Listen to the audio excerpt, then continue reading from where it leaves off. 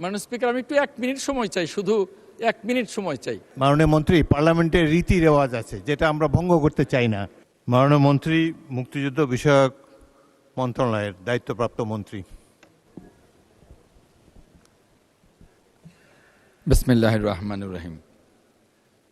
মাননীয় স্পিকার, আপনাকে ধন্যবাদ। মাননীয় স্পিকার, আজকে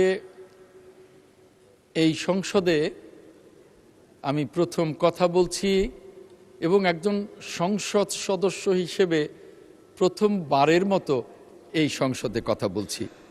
মাননীয় স্পিকার, এই সংসদে আসার আগ্রহ, স্বপ্ন, গণতন্ত্রের স্বপ্ন, দেশপ্রেমের স্বপ্ন যিনি আমাকে দেখিয়েছিলেন, আমার সেই প্রিয় নেতা, মহান মুক্তিযুদ্ধের মহান ঘোষক মাননীয় মন্ত্রী, মাননীয় আমি স্পিকার, আমি অত্যন্ত একটু কথা এক মিনিট, আমি অত্যন্ত বিনয়ের সাথে আপনাকে জানাচ্ছি এবং আগের প্রশ্নকর্তা মাননীয় সদস্য শামীম লিঙ্কনকেও জানাচ্ছি, প্রশ্নোত্তর পর্বে যা লেখা আছে সেটি বলবেন, উত্তরেও যা ছাপানো আছে এক্স্যাক্টলি সেটাই আপনি অনুগ্রহ করে পড়বেন।